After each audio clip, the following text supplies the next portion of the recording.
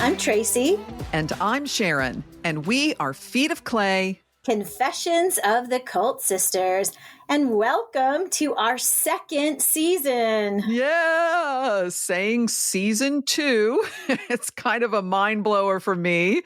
And yeah, all this started thanks to your creative determination, Miss Tracey. Oh, but we can't forget about our lunch party, courtesy of Troy and Brian from I Was a Teenage Fundamentalist podcast. Yeah, right. Well, no, we will never forget Troy and Brian. They're our little brothers. We call them our little brothers. They are our little bros. Okay, so last year, we figured out that in less than 9 months, we recorded over 30 episodes. And we also realized that once a week pace was just a little too sizzling for us old ladies to sustain in the long term. Yeah, so we are even starting off this season by doing our every other week plan. That's right. And our kickoff, this season 2, episode 1, it's actually based on something that you sent me back in November. And the truth is, Tracey, we were both just chomping at the bit, really wanting to discuss it then and there, but there just was not enough time to be able to do a good job of it. Yeah. And we did a good job. We tried not to talk about it so it would be fresh for this podcast. Yeah. And at that point, we were bumping up against the holidays. And so we agreed to prioritize this immediately for season 2. Yeah. Okay. Tracey, I got to be upfront with you and, of course, our listeners. I have got lots and lots and lots of emotions and thoughts about our topic today. And what is it? The kids or somebody says really big feels. Is that what they say these days? I think it's all the feels. All the feels. Okay, I got all the feels and then some. Yeah. So back in November, I sent Sharon a link to what was then a brand new interview. I think it was actually posted on October 31st with Melody Green that had just been released. Ooh, it was a Halloween thing. It was a Halloween thing. Spooky. I found it kind of the early part of November, but it was released on October 31st on another podcast. And Sharon, do you know how I stumbled across it? No. How did you find it? Well, we will often say that our name, Feet of Clay, Confessions of the Cult Sisters, is a very long name. So long. Yeah, so if you're ever trying to search that, you have a lot of words to type out. So I found a quick hack. You guys can all use this. That if you want to go in to the podcast platforms and kind of find us really quickly, you just search in Keith Green. Oh. Much shorter. And our podcast is usually one of the first ones to come up. So I did that one afternoon. I typed in Keith Green, and there was a podcast that showed up that was one I had not seen before, and it was an interview featuring Melody Green. And of course, we are going to put the link to that in our show notes for any of you who want to go in and listen to it personally. Yeah, and it was, I was surprised because we kind of haven't heard from her, in recent social or in the news or anything. And so immediately I was very interested in what Melody was going to be sharing in October of 2023. Yep. And so, of course, I immediately listened. A lot of times I'm doing that while I'm driving to and from work. And then I sent it to Sharon. Yes, you did. And of course, I listened to it right away as well. And I guess as one would expect, of course, that interview included a super positive pitch for Keith's music and Last Days Ministries literature and Melody's book. And of course, since you and I, Tracey, we believe that all of those things can actually cause great harm. Yeah, that's also part of why we wanted to do this episode.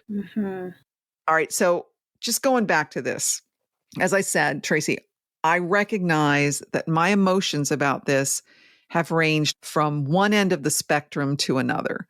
And listening to Melody in that interview, I felt all kinds of things. I felt empathy. I felt frustration, pity, anger, sorrow, compassion, vexation, longing. I mean, Mm, just was like, okay, yeah, all the feels. I had all all the feels. feels. So, two things. You're going to have to probably help me regulate a little bit while we do this. If you hear me getting too intense, say something to me, sister. Talk me off the ledge. Well, definitely the same here. But of course, I want to recognize that you had a much closer relationship with Melody than I did. Mm-hmm. So I totally get that and understand that you have maybe even more feels than I do. Hmm. But listening, I actually found myself having a lot more compassion for her. I Mm. guess one of the main reasons is I can't imagine. I know I often say 30 years, and then you tell me it's 40 years because it's been such a long time. I can't imagine still holding on so strongly to those beliefs that I held as a teenager at this phase in my life. Right. And so it's kind of staggering to me. It is. Yeah, it is staggering. And, as I sit here right now, okay, recording right now, like, how do I even feel about recording this? I mean, Yeah. we're gonna talk about the stuff she said, and we're gonna talk about things in her life. And I'm feeling I feel conflicted. Mm. I feel like I could sit right across the table from her and talk to her. Like just sitting here, like, hey, Mel, come on.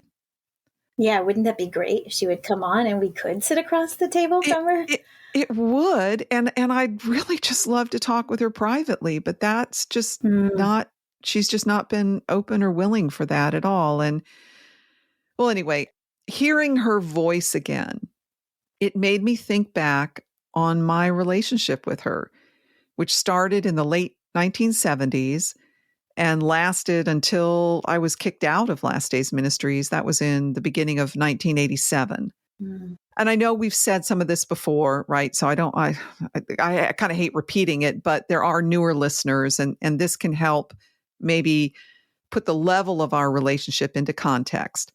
So in the years before Keith was killed, I and my then husband, who was one of the elders, quote elders at Last Days, we spent significant time with Keith and Melody. I mean, we had dinners together, we went to the movies, we hung out for game nights, we, hang out at their house. And yeah, that was just ongoing time we spent together. We even took a European vacation together, not to mention, all the daily interactions with producing and printing and shipping out the literature and the albums and the teaching tapes, which went out to hundreds of thousands of people.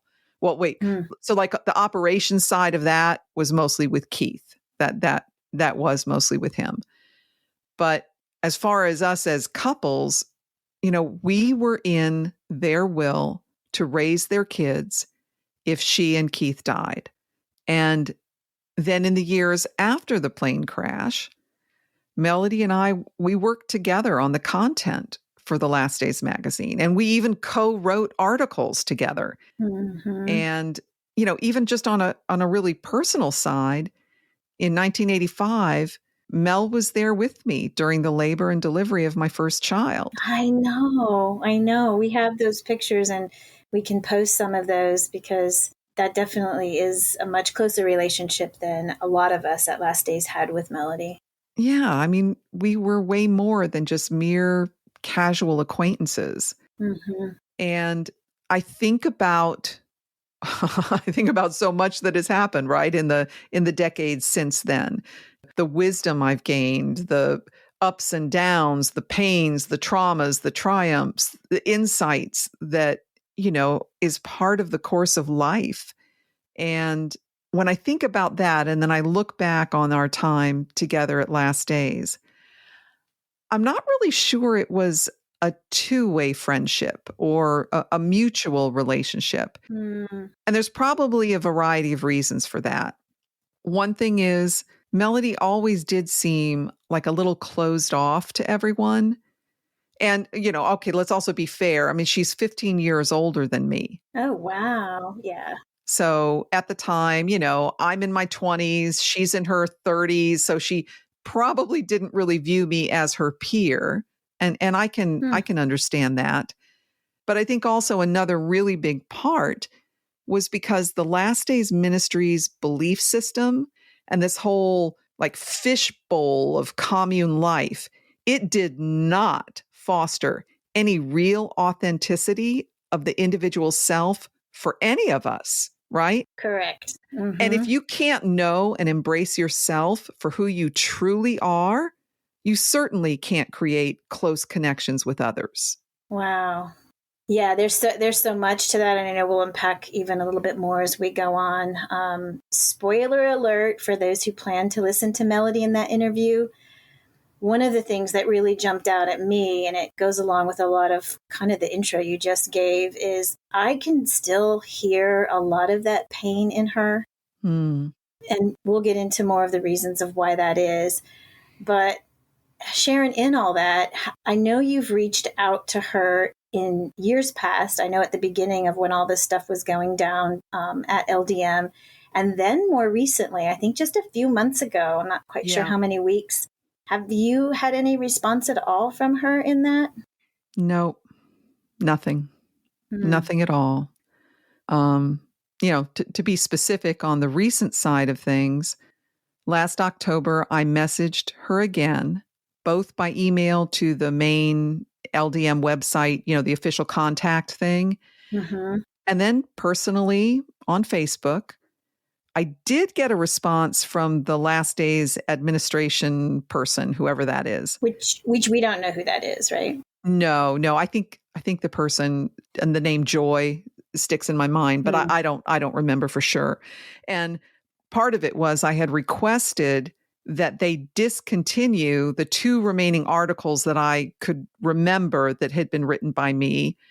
And then there was a bunch of follow-ups back and forth for a couple weeks. I was finally able to confirm that they did, in fact, remove those from the website. So guess what, Tracey? Like, I didn't even tell you this. So, like a week and a half ago or whatever, as we were starting to prep for this episode, I went on to the site just to be sure that those articles were, in fact, gone. And when I was doing that, I discovered another article by me that I had totally forgotten about. So a week and a half ago, I emailed again asking for that also to be removed. As of this morning, when we're recording, that last one, that kind of hidden one, it is still available. So like if you go on there and you search my name, which back then was Sharon Bennett, it pops up. But anyway. Oh, wow. Okay, so that was like the business side of that correspondence. But on the personal side, no, I haven't had any response from Melody. Not from all those years ago, and still not in these past several months. And I mean, Tracey, it's been over 35 years. Yeah. That is a long time to be stuck, right? That's a fucking long time to be living in such fear of speaking to someone who you once trusted enough to raise your children. I mean, that's a lot of fear, isn't it? It's or something, right? Or something, yeah. You and I have definitely talked about that as far as reaching out to her. And I know, I had a couple of immediate thoughts when I saw that new interview. I think, honestly, my first one is, maybe she knows we're out there and she's trying to come out and set her own record straight, right? So I didn't know if she would have any references to us. Yeah. And then she didn't.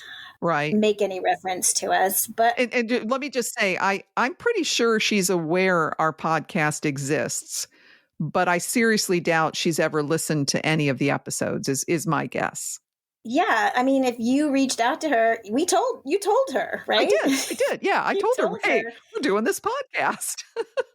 And we do know that, we did make a splash on the LDM alumni page, which we've mentioned in a couple of past episodes. We got kicked out. Which she's still a member of.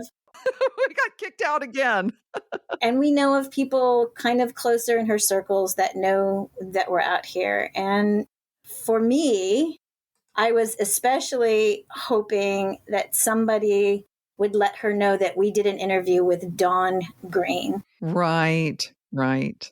And I was hoping that if she listened to anything, she would at least listen to that episode. Yeah.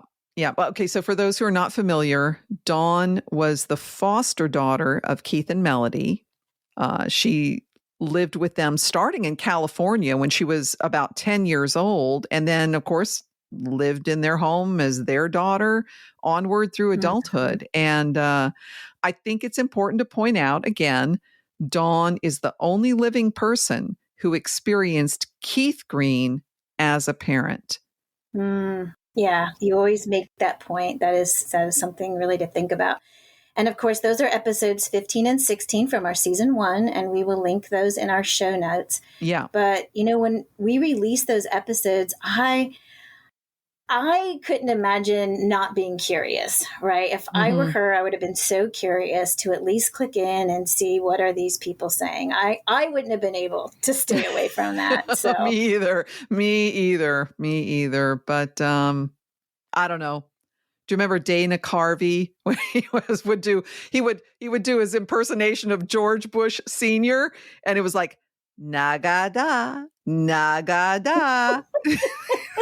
Remember that? So like not gonna do it. Not gonna happen. So Dana Carvey, you're dating us, first of all, because I think that is way OG Saturday Night Live, right? Right. Oh, and the church lady. I totally forgot it. Oh. Isn't that special? I have seen clips. Of the church lady, but I was not watching Saturday Night Live, Sharon, because that was really worldly, and we didn't have a TV for a while, so that's just always able to be called out by you. Means you probably were sneaking some worldly stuff again. Yeah, sneaking. That's me, sneaking. You're sneaking. Oh, we need to do like our own parody of kind of two fundies and one person who's always sneaking. And of course, that would be you. Of course, that would be me. Yes. Of course, that would be.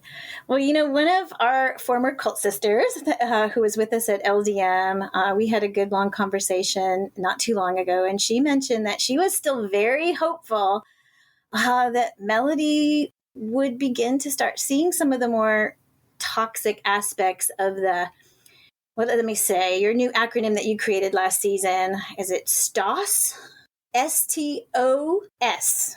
Wait, what is that? What is that? And I had a really good image of this up on Instagram. The shit ton of shit. Oh, okay, yeah, the shit ton of shit. The bucket of toxic shit. Okay. And so there at least is some hope out there that maybe there's still time for her to start seeing some of this. That would be amazing. It would be. I mean, I think of another book review that we did on Shannon Harris. And when we read through that and just saw her honest outlook of everything that she stood for and kind of how she grew out of that, that was awesome. And I think, how powerful would that be if Melody from her platform could be able to write a book like that? And, wow. Especially now in this environment at this recording, the IHOP Kansas City is still going through quite a scandal of which Melody was a part of at one point. I don't want to send us down too much of a rabbit trail, but in 50 words or less, what's your understanding of Melody's previous relationship with IHOP KC? I mean, I know she was in Kansas City for quite a number of years. Yeah, in 50 words or less. And I think there are people who might know more than I, but I think as Last Days Ministries was really ending, I know my ex and I followed the prophets of Kansas City pretty closely at that time, of which Mike Bickle was the head and lead prophet. And she was really drawn to that. I think even the community that they were building at the time, there was going to be a similar school to the one like YWAM had, the one like Last Days Ministries had. And personally, I think it was the community aspect and the similarities that drew her, as well as the platform of being so connected to kind of the leading edge of the people, Got it.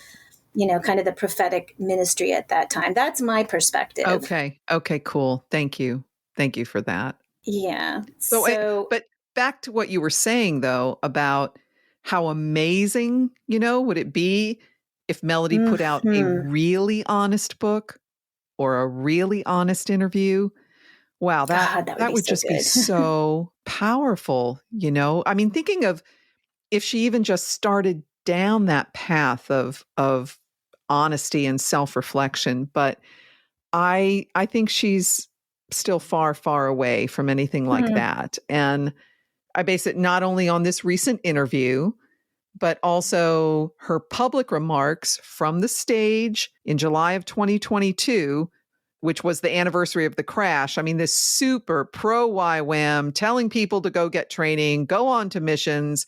I mean, it's clear there is still this just closed tunnel vision, this immature circular logic going on. Oh, yeah. And I'm going to remind listeners who may not have heard back when I said that in the past that it really was that public celebration of the 40th anniversary of the plane crash held at the Tyler base of Youth with a Mission, which was down the road from Last Days Ministries, Mm-hmm. that really got me spurred to get this podcast started. After all these years, I mean, after all the broken marriages and the circles that we've traveled in, after all the things that you started saying at the beginning, growing older and wiser and raising kids and just learning about love and life, us going through divorce, she Mm-hmm. went through a divorce. Mm-hmm. I was not just surprised, I was stunned that they went so hard on the more toxic part of Last Days Ministries. And Kathleen Dillard, who went so hard on the more toxic parts of Keith Green's personality. Oh, Oh, yeah. the veneration that was in what they shared, and not even understanding the exploitation, the control, the harm. I honestly was not expecting that. There's a great Instagram account that talks about all these songs that go hard and shouldn't. It's Yeah. hilarious Yeah. because we often all did go hard on stuff we shouldn't. And I thought this was one of those. They went hard on that and they should not have. Oh, I know. I mean, I could barely sit still watching it. I'm just like going, holy shit, you're kidding me. Oh my God, I can't believe they're saying these things. So it was like they are totally stuck in a time warp. And I'm not talking about the wonderful Rocky Horror version. Let's do the time warp again. Oh, yeah, baby. Hey, Tracey. So I think let's give listeners, because I made a couple quick notes. So let's give listeners just a little flavor of that crash anniversary message that was in the summer of 2022, your inspiration for this. And to me, it was just dripping with spiritual elitism and this like just shitting out shame on everyone else. Mm. Okay, like, so here's an example. Melody said something to the effect of, why am I following Jesus? I tried everything else. And she said, I know Satan is real. And I'm thinking to myself, oh my God. I mean, what? I mean, it's the perfect combination of ignorance and arrogance. I tried everything. No, you didn't. No person on earth can fucking try everything. It just didn't happen. And I know Satan is real. I mean, I'm watching this grown woman and I'm thinking, you believe in leprechauns too? I mean, it's just mind-boggling. Yeah, and it's really even born out of that then. I know when Kathleen went on and talked about how just basically Keith Green didn't honor any boundaries and just pushed as a way of evidence of being really sold out to Jesus and the fruit of the Spirit. And that was like, oh my God, I cannot abide by this, right? Where you are venerating someone who clearly has other issues going on. Yeah. And then, you know, the thing I think that also really stood out to me is then Melody went hard on pronouns. So in the middle of this Keith Green 40th anniversary, she starts calling out this younger generation. Like, they're trying to tell you that you should be using pronouns, and they're asking me what my pronouns are. And it's like, clearly I'm Melody Green.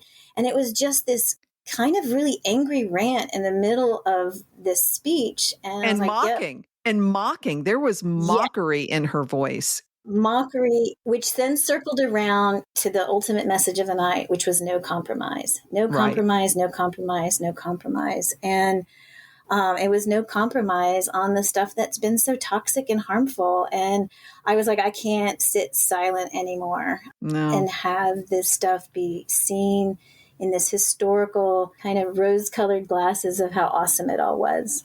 I suppose we should probably put the link to it in our show notes as well for those who feel they want to try to stomach God knows how many hours of nausea. But anyway.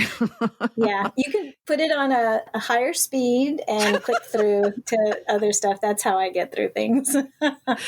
Yeah. And I just one last thing on that.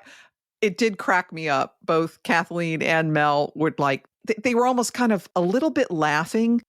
They've gone to these super secret places and they've done these super secret things for the kingdom of God, but they can't tell us because, that's how important they are. And we clearly are not. And I was just like, wow, the blindness they have to their self-importance is just, it's laughable. It is laughable. Yeah, it's laughable. And I think if people are listening and they're like, wow, that's really harsh.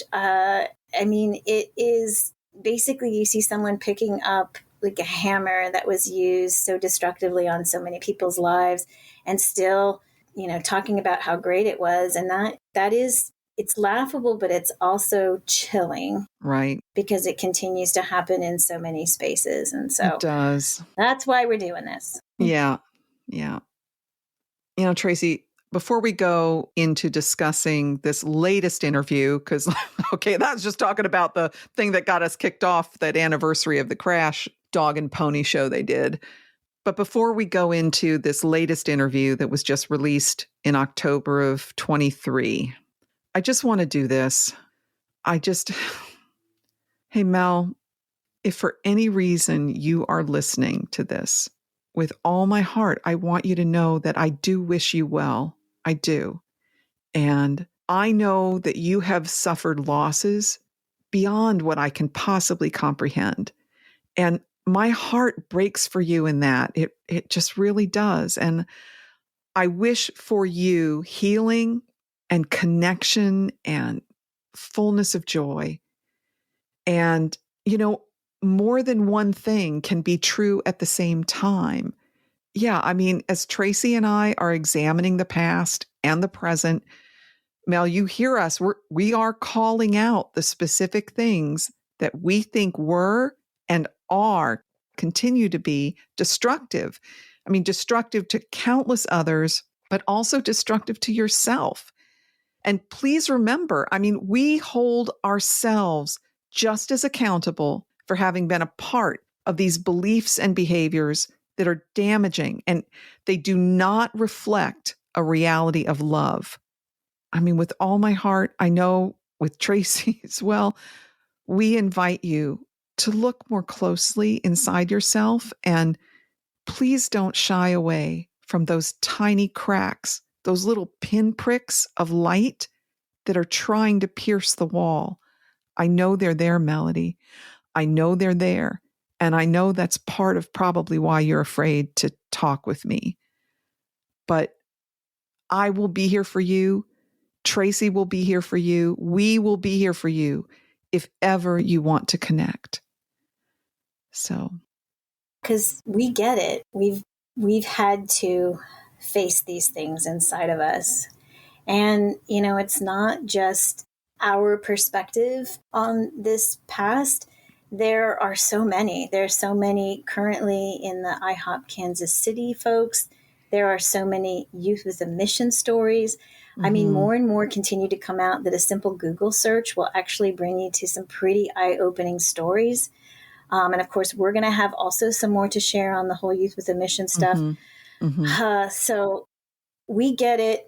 And it is hard, especially when we've talked about facing our children and seeing the harm that we've done to them. So we know it's hard.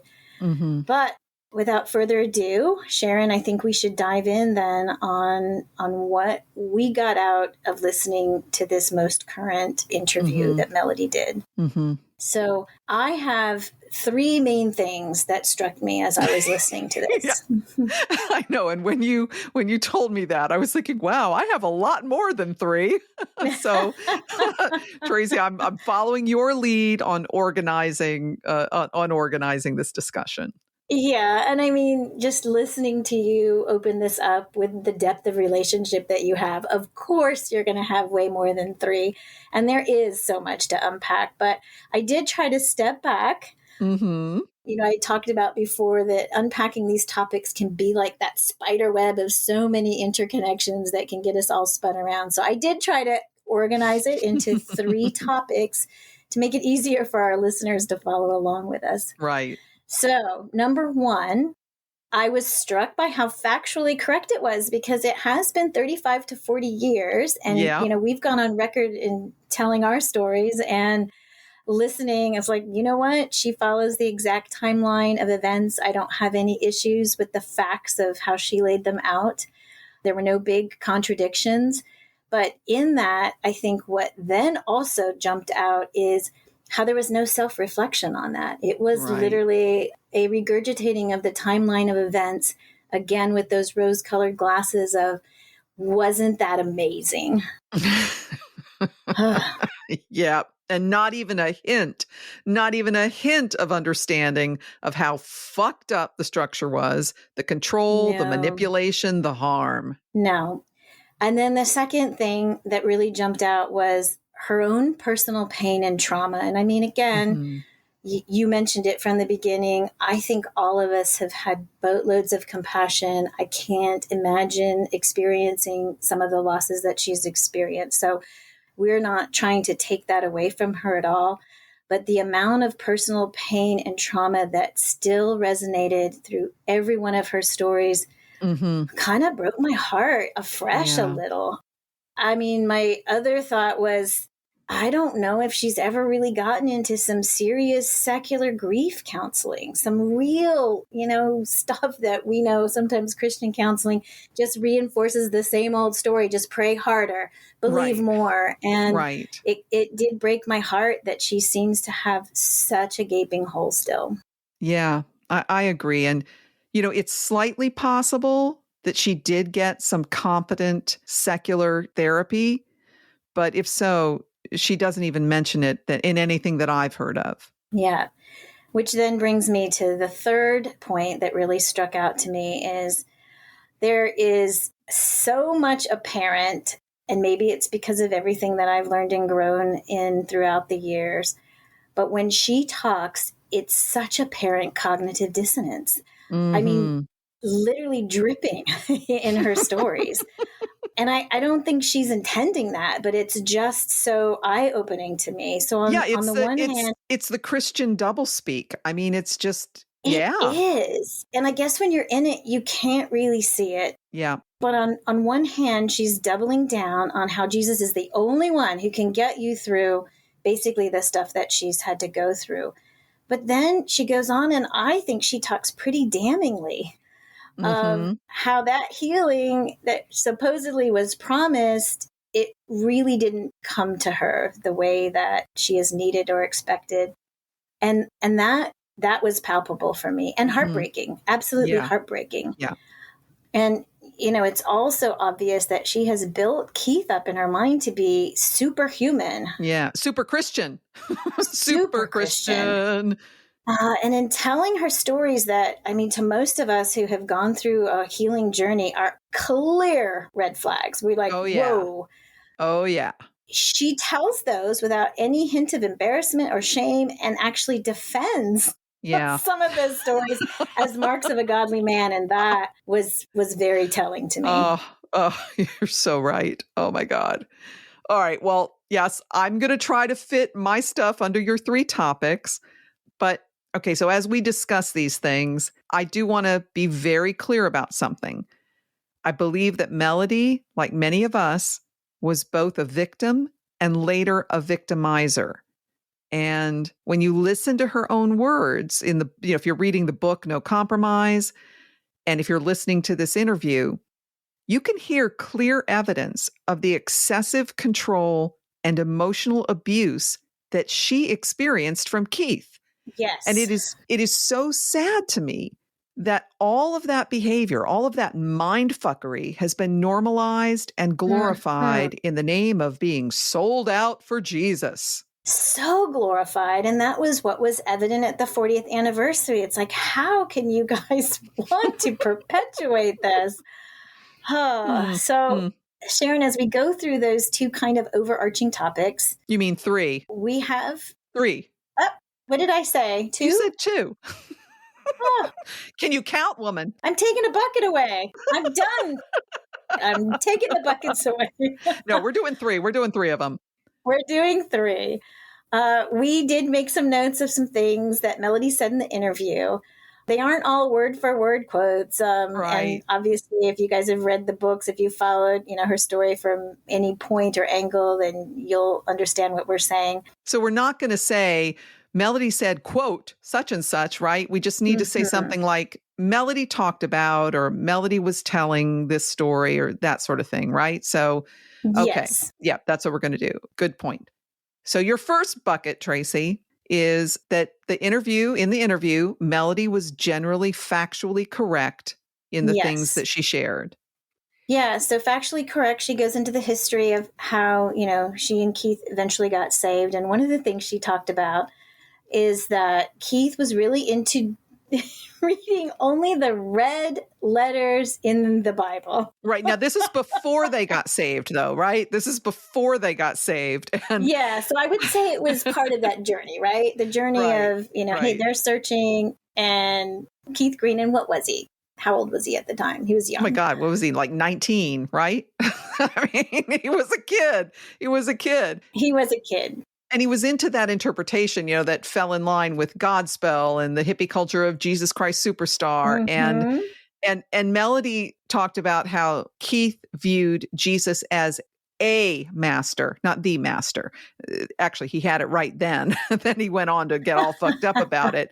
And another thing Melody said in that was, Keith was following Jesus. I was following Keith. Now that's a direct quote. I was following Keith.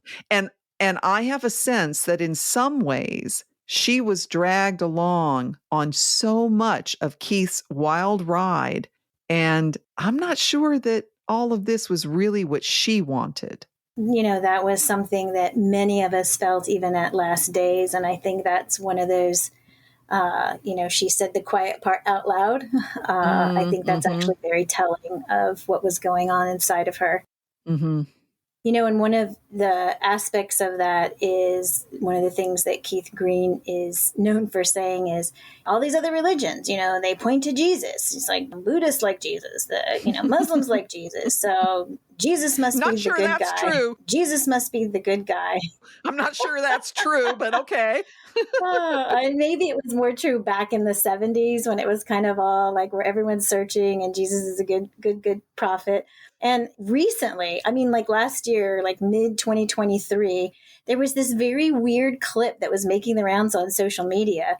And it was titled, "Man Uses Logical Thinking to Come to Jesus." And it doesn't, quote him as being Keith Green. So I guess whoever pulled that clip wasn't quite aware of his reputation.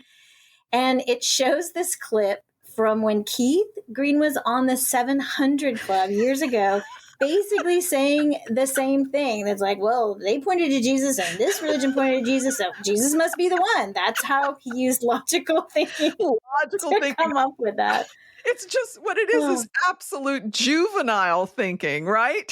I mean, it's just, here we are just laughing at the ridiculousness of it. And I'm sure you've seen it. There's this great meme out there, and it shows this extension power cord thing, right? So it plugs into the wall, and then it's got multiple outlets on it. And the idea is you can plug a whole bunch of things into it, except instead of it being plugged into the wall, it's plugged into itself. And it's perfect, right? Because it's the caption is, when someone says the Bible is true because it says so in the Bible. Yes. And, I've been listening also a lot to some of the clips by Dan McClellan. We'll definitely put his links in our show notes. They're short little snippets that really go into some great historical misunderstandings and misinterpretations of the Bible as we all lived it, knew it, and many people know it today. Yeah. And Bart Ehrman, he's got just incredible in-depth debunking as well. So we'll put a link in for him too. All right. Melody does talk about the early formation of the Last Days community and helping people. And, that's the good part of Jesus's message, right? That's the thing that was good to do, like the Beatitudes and the Good Samaritan. That's kind of back to the red letter stuff. But, it's Yes. interesting also how far that is from today's religious right. Oh, so far. And Melody's more aligned herself with that than with that original idea.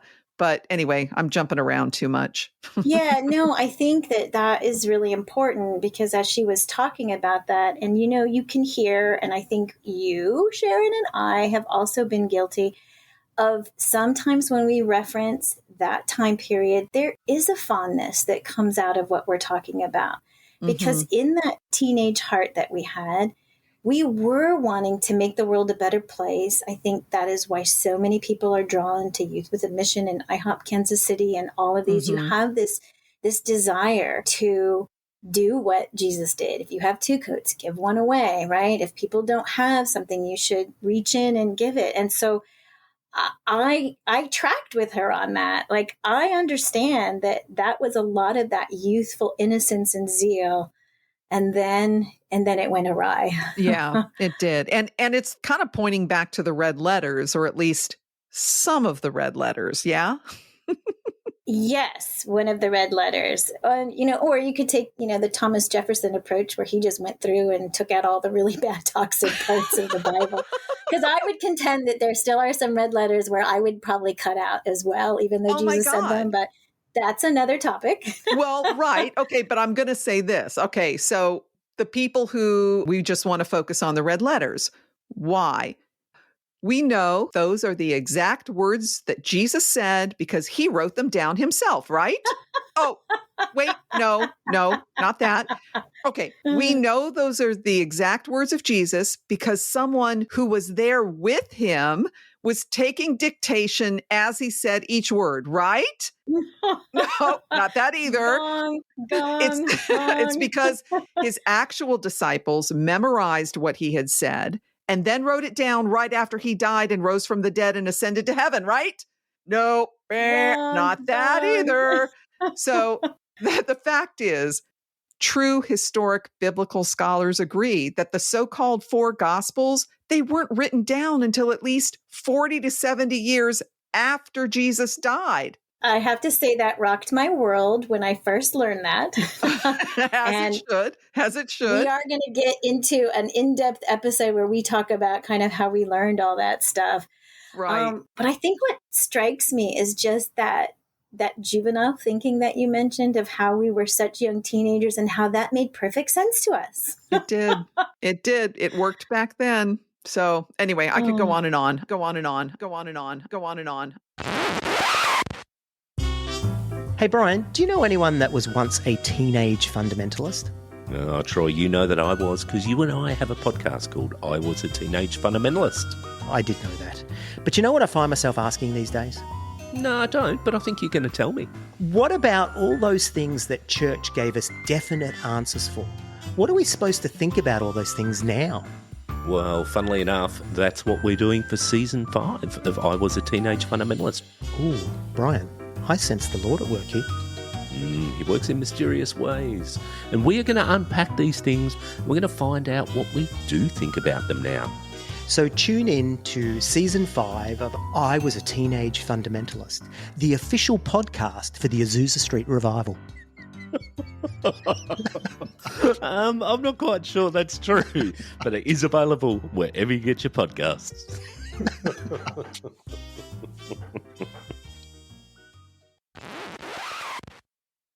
Okay, next. Go to the next thing. Yeah. So, and then, we have to also remember it was the counterculture time, back to that part of the fondness of trying to have all things in common and kind of standing against the whole materialistic generation of our parents, and every generation wants to rebel. And so you have all that going on. But then LDM morphed into a business to churn out literature and albums and you were really with it from the beginning where you watched that change. I think in one of our episodes, you talk about how it was like this evangelical association and then it was like a business. Yeah, it did become very much like that. And I do want to say one other thing going back to that whole idyllic hippie, we're going to help everybody. You know, there was truth to that. That drew us. But also it was conditional, right? Because there was still an agenda. Because you're not there to help other people just for the sake of genuinely making their lives better.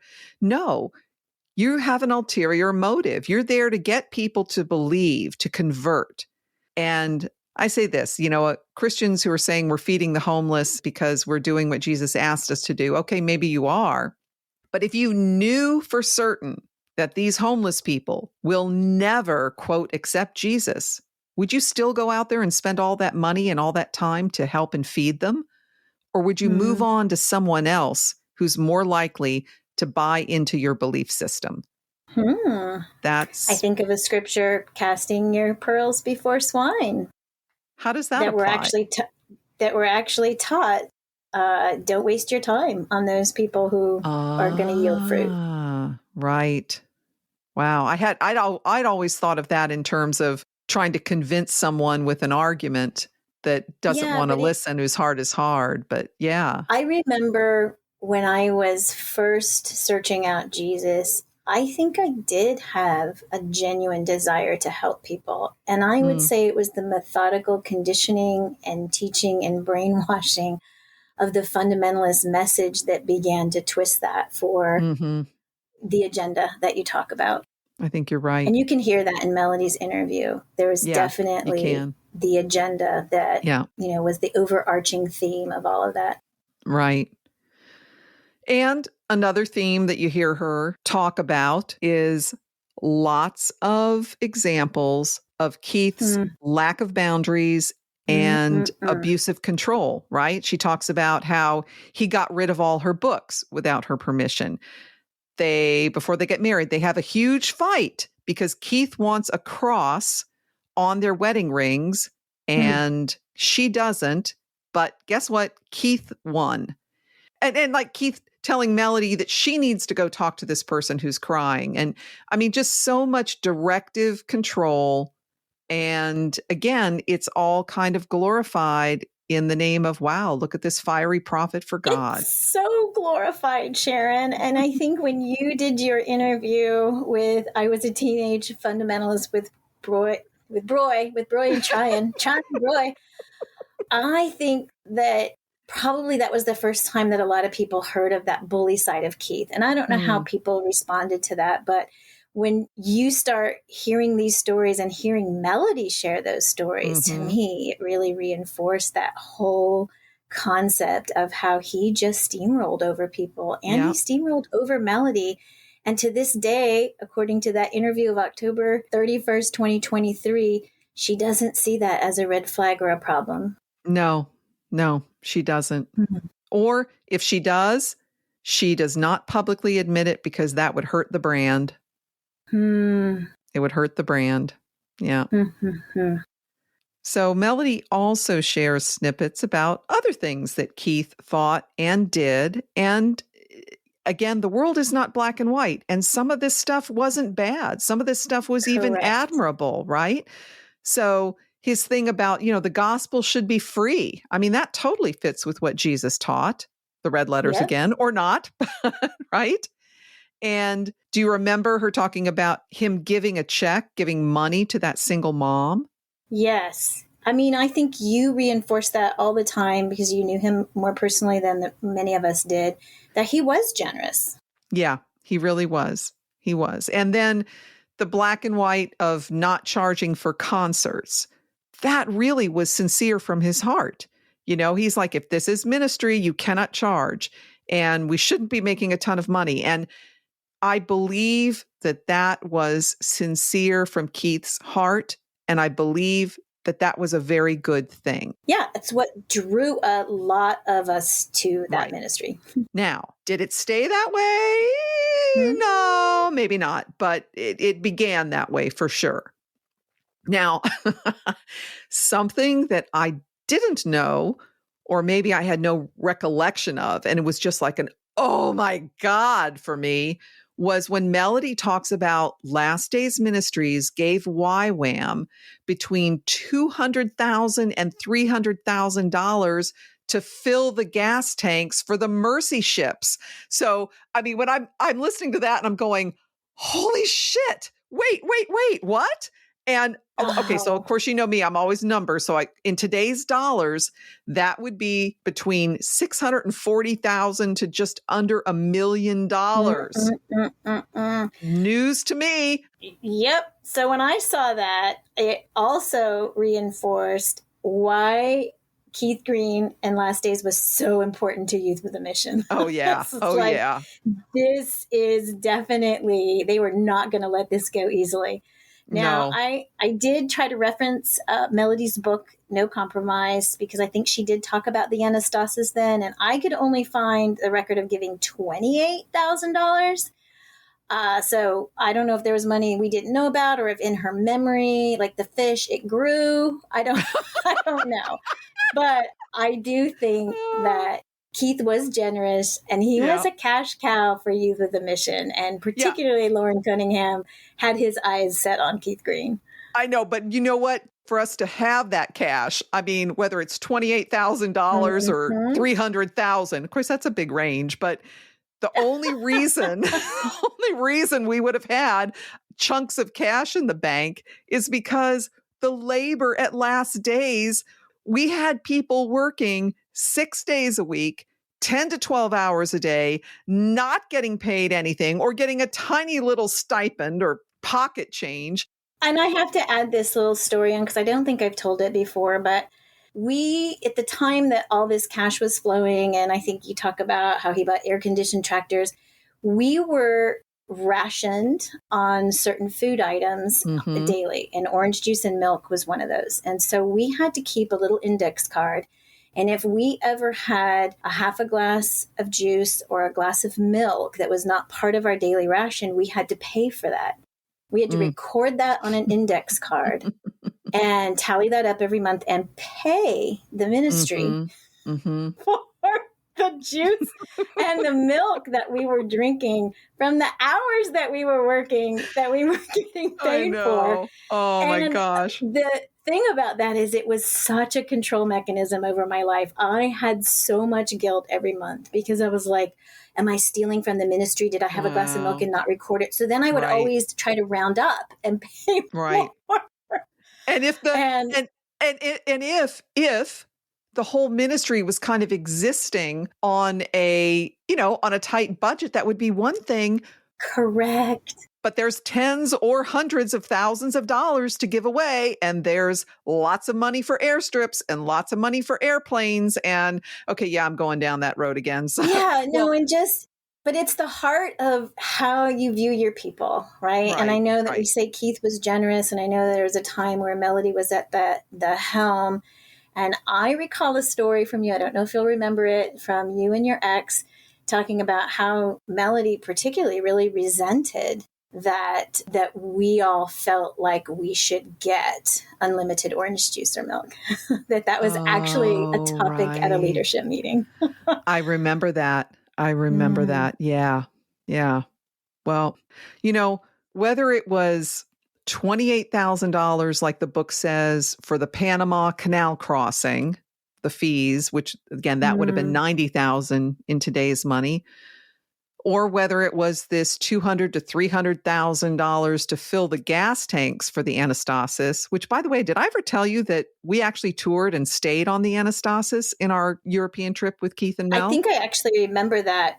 Yeah. When you guys came back and reported back from that trip. Yeah, they were at the tail end of the whole refurbishing, but it hadn't sailed yet. So another little side note. But anyway, regardless of how much money it was or what exactly it was used for, I think about the Mercy ships, and it kind of goes back to that same sort of thing. Yes, they are offering medical help, and it is legitimate good work that makes a huge difference in the quality of life for the people in the here and now, here on earth. But the real agenda is to convert them to believe what the YWAMers think they should believe. And I know they're separate from YWAM now, but hey, it really is still the same core thing. And, it's like a timeshare visit, oh, come on, we're going to give you this God. wonderful weekend getaway, not because we care about you, but because we want to God. sell you something, right? Oh, that is so true. That is so similar. Oh, wow. Well, and one of the things I realized too that she never mentioned in this interview. So you have this whole story looking back, the rose-colored glasses. She never mentions her failed marriage, the divorce that she had, and anything that she learned from that. I thought that was a very interesting edit that didn't make it into her interview. This Tracey, this is where I've got these feels, these big time feels. I mean, I do feel sad for her. I feel sorry for her. We both know the agonizing pain of a broken relationship and a divorce. We both went through it. Not fun. Awful. Spoiler alert. Sharon, you and I are going to do a deep dive on a series on divorce. So stay tuned for that. All right. But I am also fucking furious with her at her silence and her hypocrisy, right? She continues to inflict condemnation on Christians who divorce. She encourages people to stay in broken, horrible, unhappy, abusive marriages. She offers no consolation to those who feel they have failed. And why? Why not be honest and transparent? Melody, why won't you talk about going through this divorce? Why won't you talk about it? I'm just like, what are you trying to hide? Do you feel shame? Do you feel fear? Do you feel that you failed? But let's just deny it? Okay, and of course, I'm sure she's talked with people in private, but you are fucking promoting don't get a divorce literature that you're selling, that you're making money off of, that you're telling all these other poor people, and they're struggling, and you just keep your mouth shut about it and pretend that it's all okay. I'm sorry. This pisses me off beyond what words I can come up with. Yep. I mean, and that is kind of what's pervasive in this sphere that we do find so objectionable. I mean, I've talked about, I think in episode 20, when I talk about being upset with the church, they edit out and refuse to address any of the things that they feel that they have failed at. And one of the things I wondered, when you mentioned, is she ashamed? Is she embarrassed? I'm sure she is. I think back to the anastasis in the story, she talks about this guy who was going to fill the anastasis gas tank up. Oh yeah, that he promised. He was telling YWAM at the time that he was going to do all this, give this money. Yes, it actually reminded me of some of the characters that would be around Mike Bickle at the time, because I think he had a big personality and he was really seen by Youth with a Mission as some great kind of, philanthropist, and he was going to give a huge chunk of it also to LDM. And you just said, wait. You said Mike Bickle? I said that if you followed the Prophets of Kansas City, Mike Bickle would hang out with Bob Jones, who's not the Bob Jones of the Bob Jones University, but in the telling of this story, they seemed very similar in their sleaziness and boisterousness and not having, the real character behind what they were promising. Mm-hmm. And Melody freely indicates that she did not see him as a fraud. Mm-hmm. But Keith did. Keith saw that the guy was sleazy and didn't believe him when he was promising to give money, right?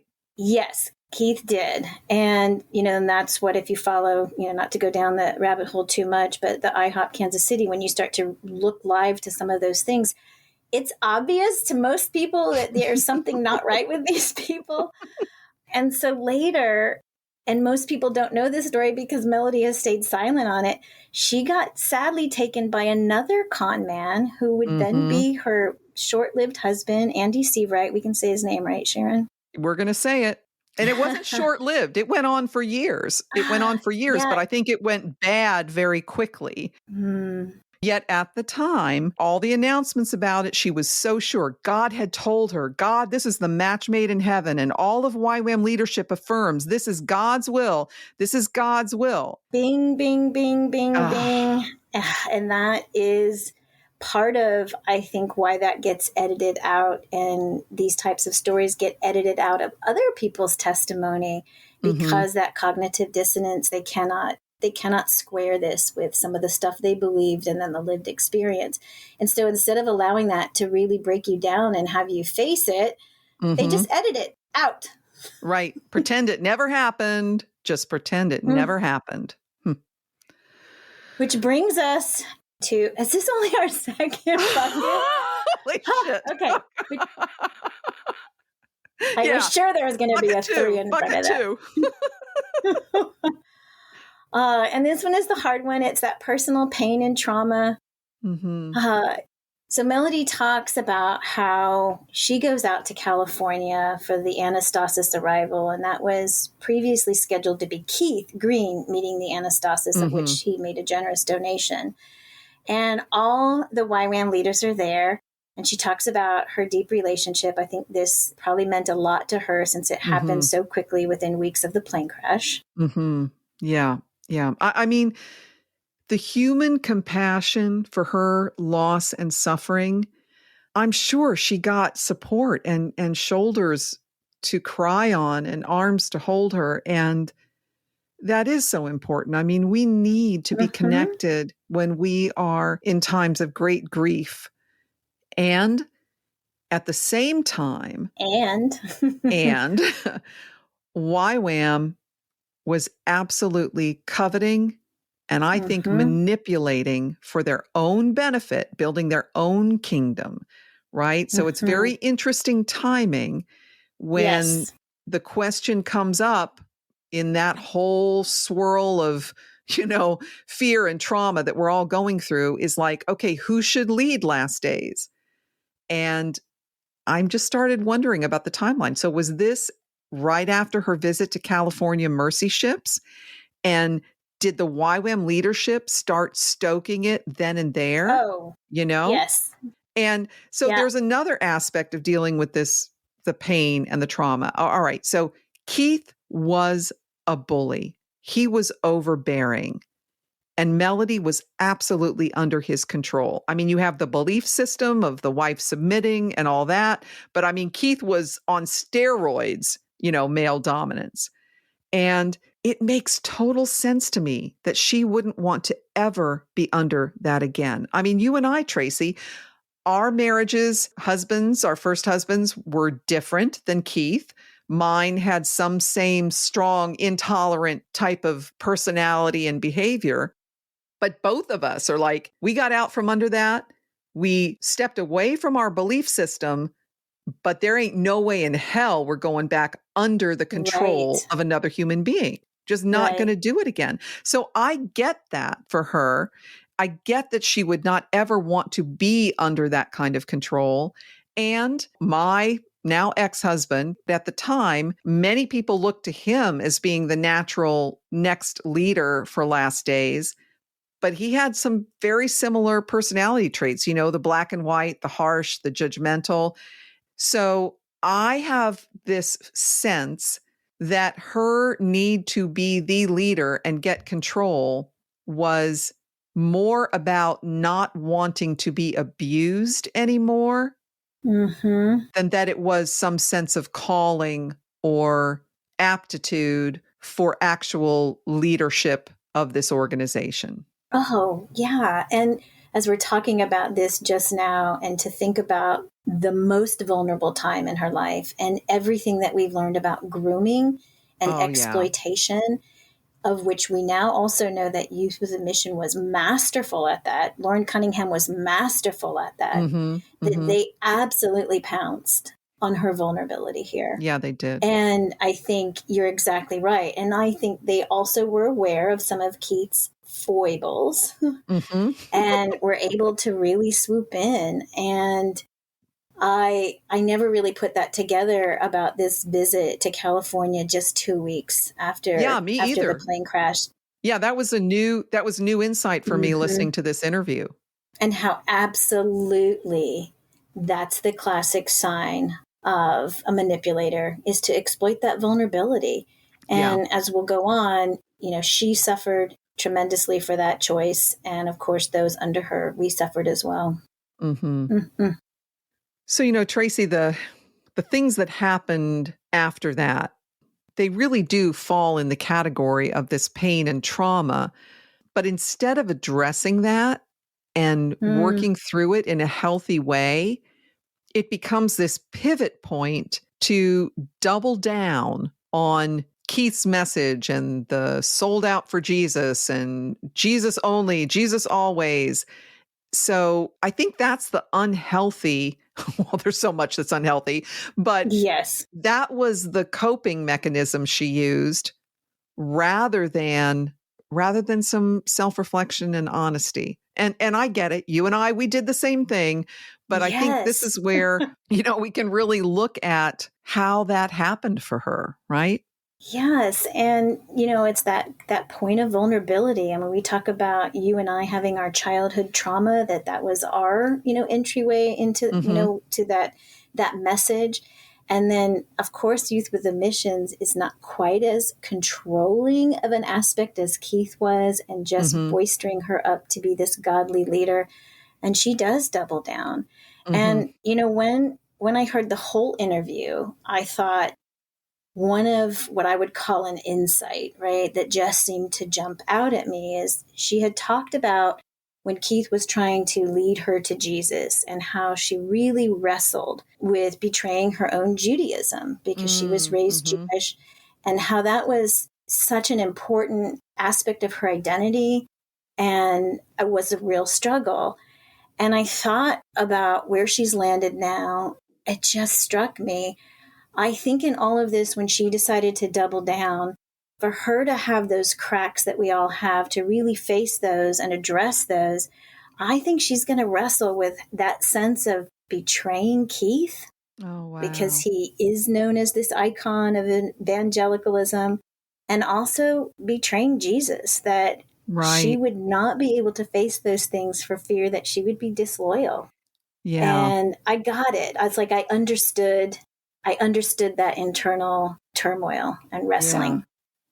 Something just occurred to me with what you're saying. I have a very close friend who had a parent die when they were in their early teens.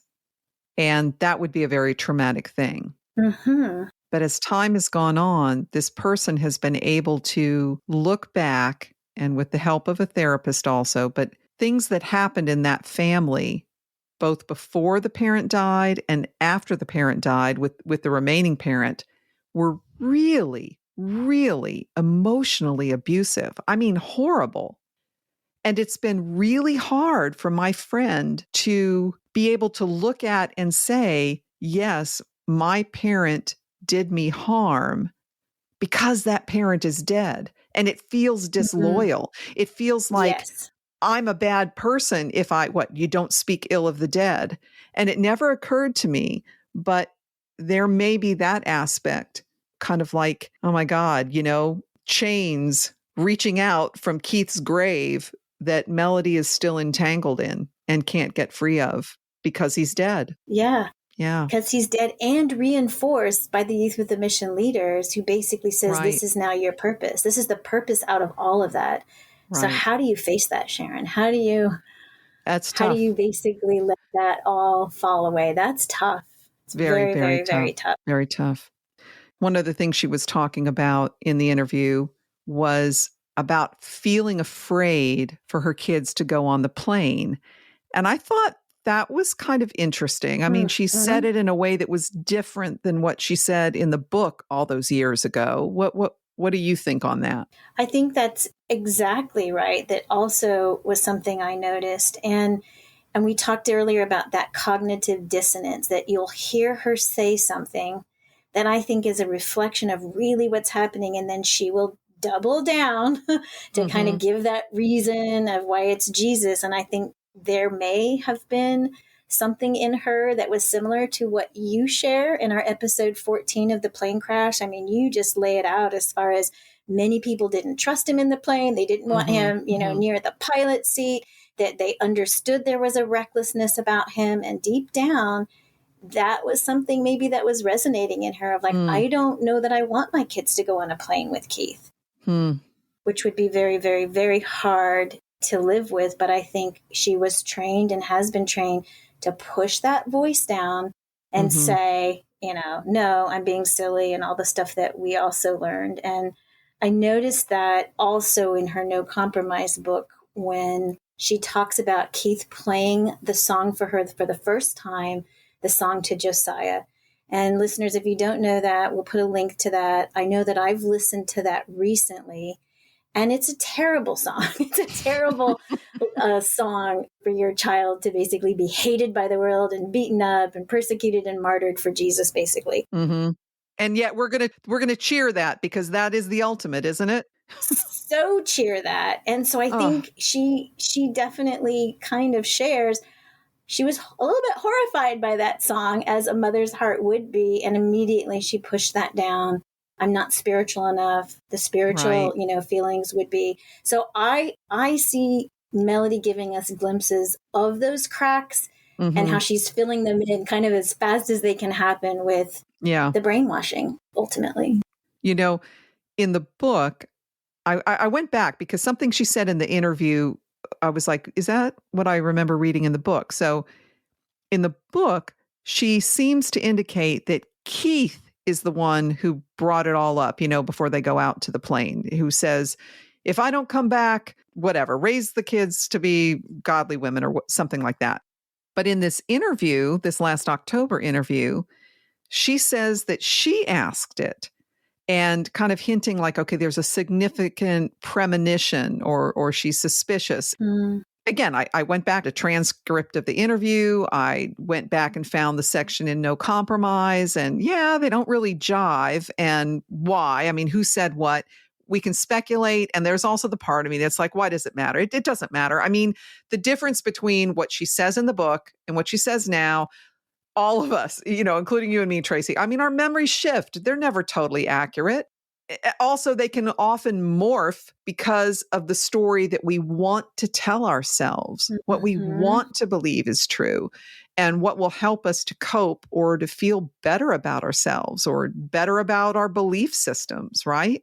Yes. And I hear throughout this interview, where I had talked about that cognitive dissonance being so palpable, I hear her vacillating in that throughout the interview. This is so terrible. It's so painful, but God had a purpose, right? I see her doing that back and forth. And, our hope is at some point she will give herself permission, go to counseling and get permission, because I think as those cracks really start to allow to form, I think she would find some more freedom than she has currently. I know she would. I wish that for her. I hope that for her. Oh, she mentions, the giant raindrops and the sense of God's presence and God crying. And as you've said before, go ahead. Yeah.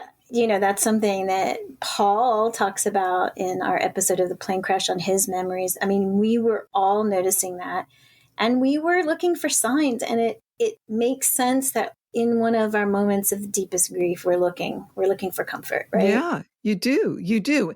And she also said what so many Christians say in the face of tragedy: God is in control. All our days are counted. The hair on your head is numbered.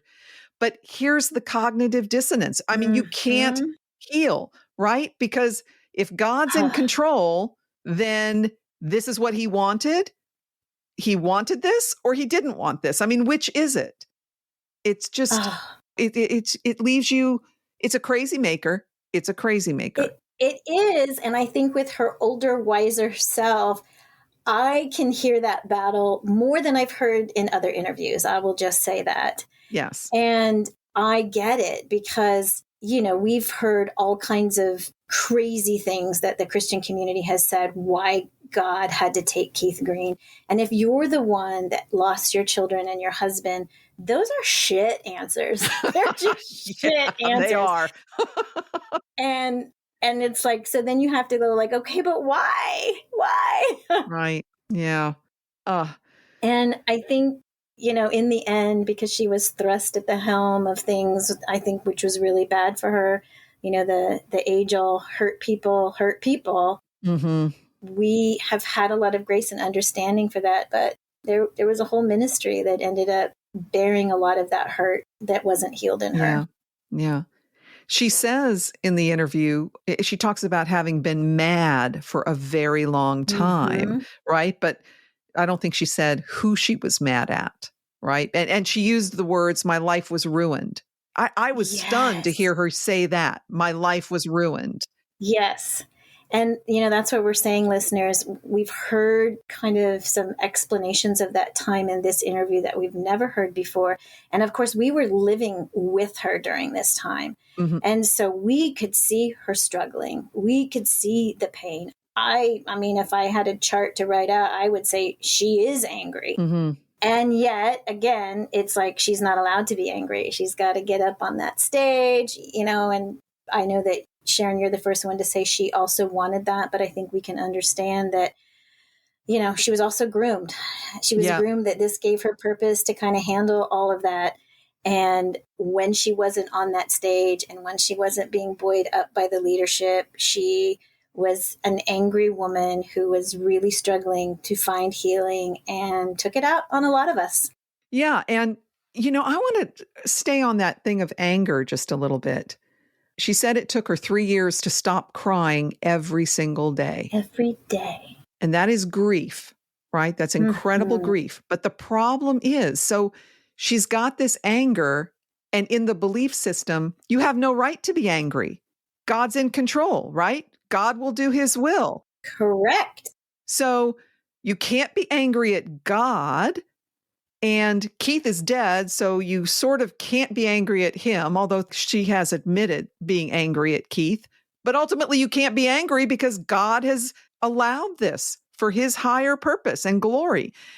And that's what's so fucked up about it, is it doesn't let her experience the reality of her grief and her anger in the way she should. The fact is, her husband did a fucking stupid thing and killed himself and their 2 children. Keith did that.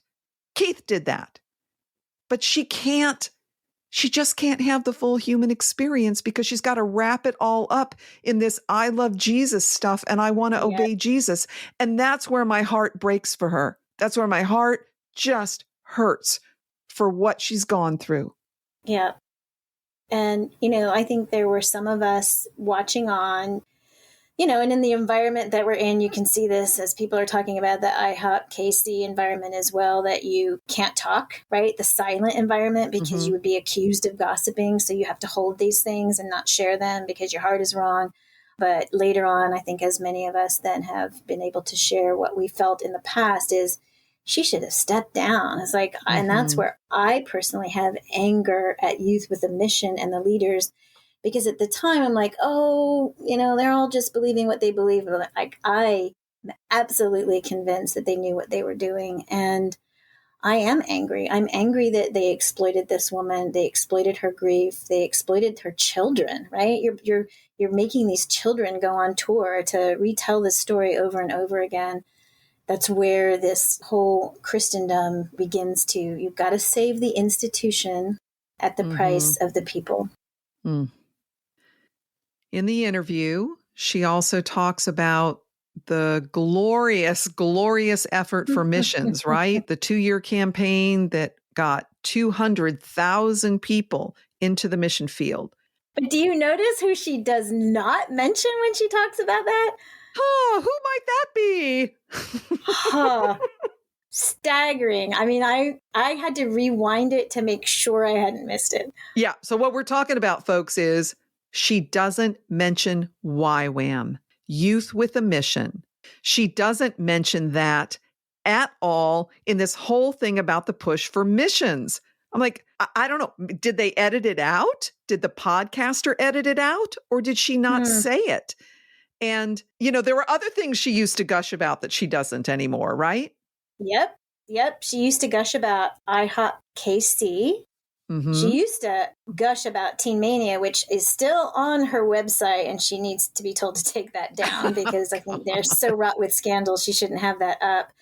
But I guess there was a little part of me that was a crack of hope. It's like, has she seen some of the toxicity that comes from those organizations and has edited that? I don't know. Right. Well, not based on what she was saying publicly in July of 2022 at the plane crash anniversary. But remember, that was like a little over a year from that time to this interview.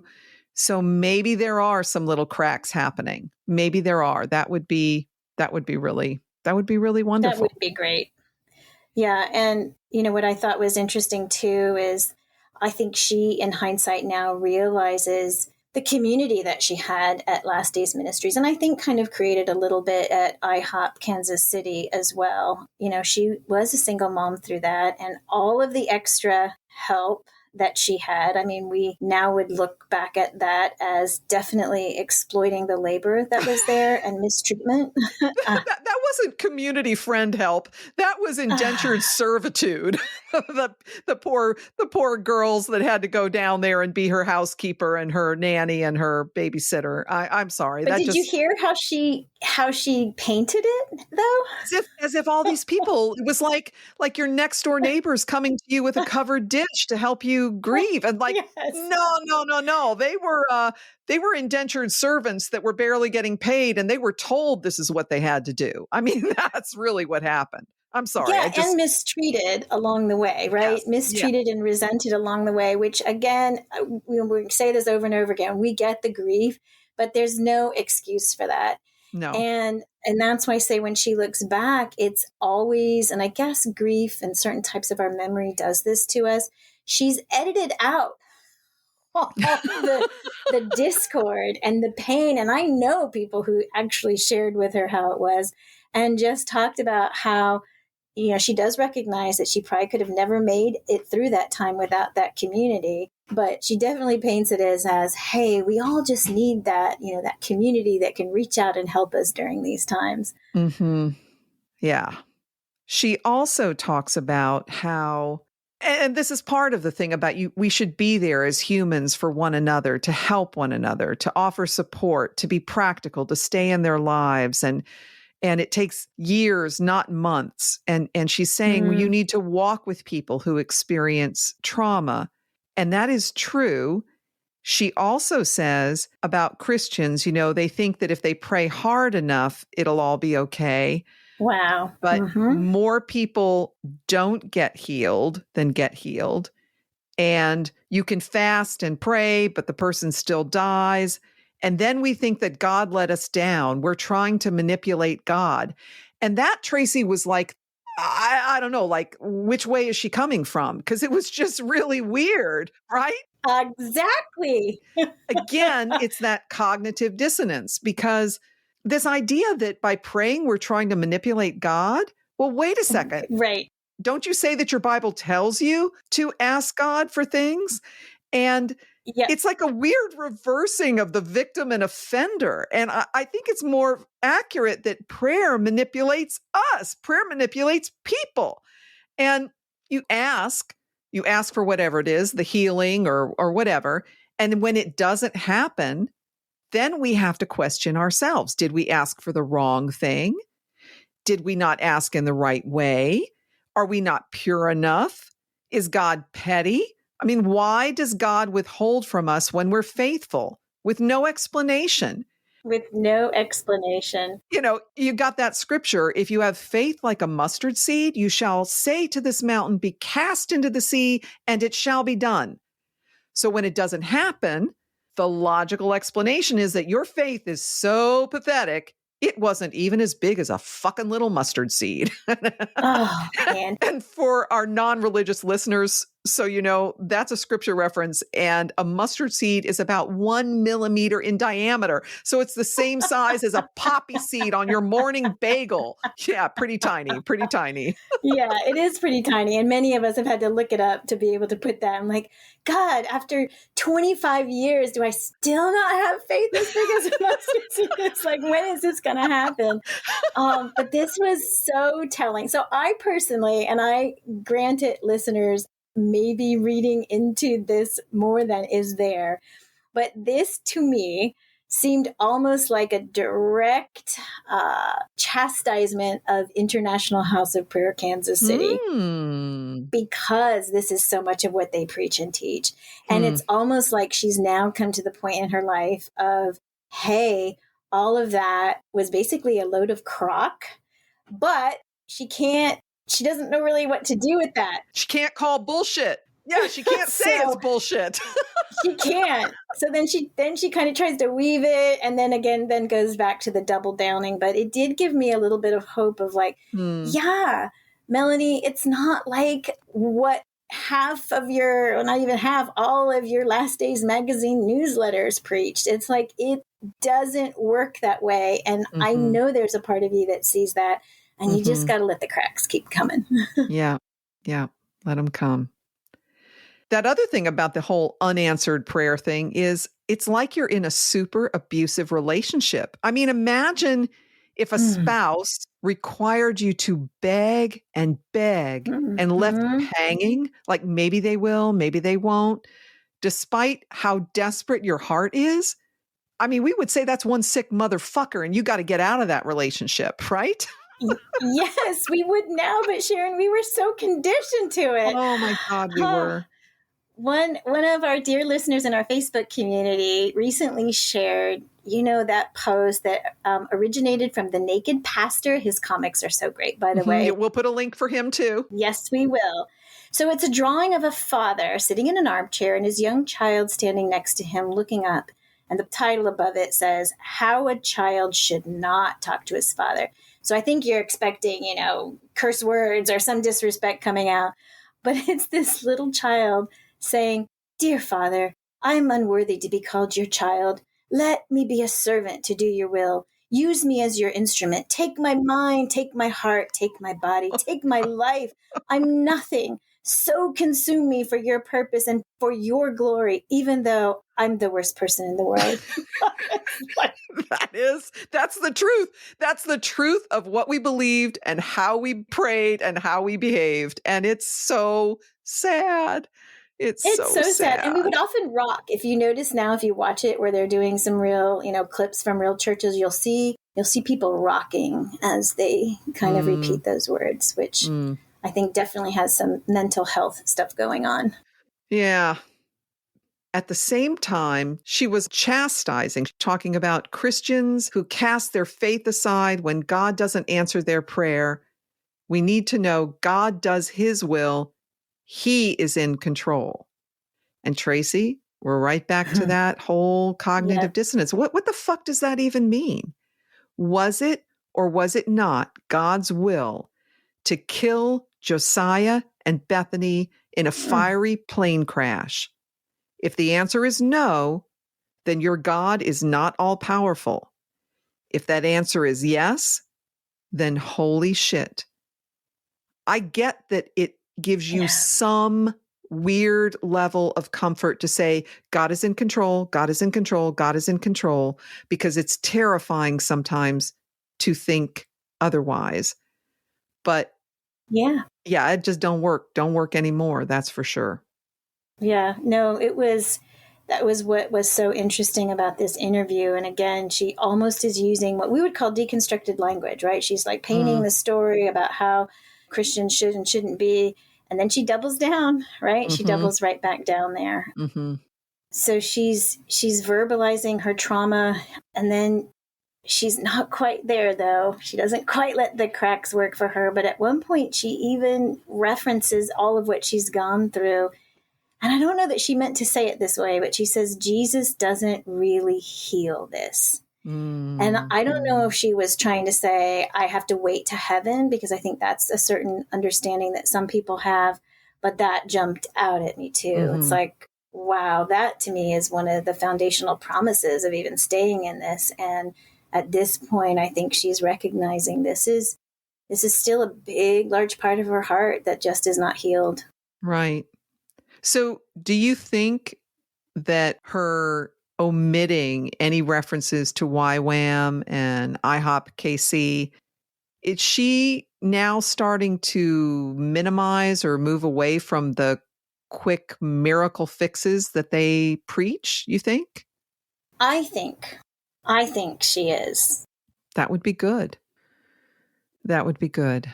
And I don't know, the circles that she travels in now, but I think even, maybe getting into some of the messianic Christian kind of truth, which I say is maybe a little more conservative than some of the YWAM IHOP KC doctrine, that she might be coming back to some more of those roots. Personally, I have nothing to base that on, listeners. Right. So it's just your hope. Okay. Well, if we kind of start wrapping this up, I guess what I feel, Tracey, when I listened to that interview, and I went back and read a transcript of it as well, it just strikes me that despite some of the language and despite some of the upbeat inflections, I think Melody is pretty lonely.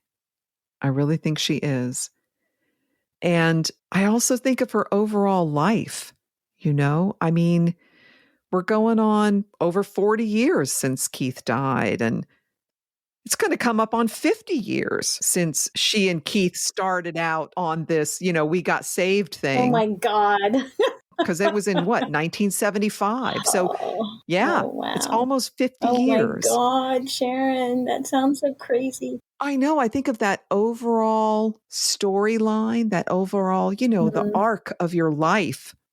And I'm like, wow, Melody, is this all you've got? Is this still all you've got? And I feel so sorry for her. And I get that it would be so scary to think of shifting, to think of questioning, to think of being out, right? Because one way or another, there's still kind of this tribe, that she's in, the long-term support, and starting over is so very, very hard. And being alone is terrifying. Tracey, I want to say something from my heart, and I know it may sound totally corny, but you're just going to have to bear with me here. Mel, you would not be alone.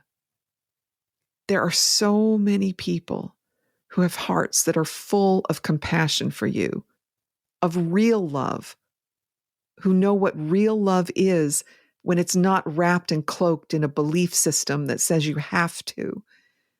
People who would love to see you find a deeper healing, and who would love to see you be, I don't know, your true authentic self, Mel. I mean, not just the recycled widow of long dead music ego Keith Green. And I mean, we have been where you are. We haven't suffered all the things you've suffered in the way you've suffered them, but we've gone through shit too. And we've done things in the name of Christianity for which we are ashamed. And we've hurt people. We've hurt people in pursuit of this misguided quest for holiness. Yeah, I mean, we've wrestled with all those things. And I can tell you that we have found a love and a peace and a joy and a healing beyond what we ever dreamed possible. You're right, Jesus doesn't heal this. But when we find our true selves, we heal ourselves. And we're here for you. I mean, we would sit with you, and cry with you. I'll get on a plane and fly out to California and walk with you and love with you. And that's my heart to you, Melody. And I hope you can hear it.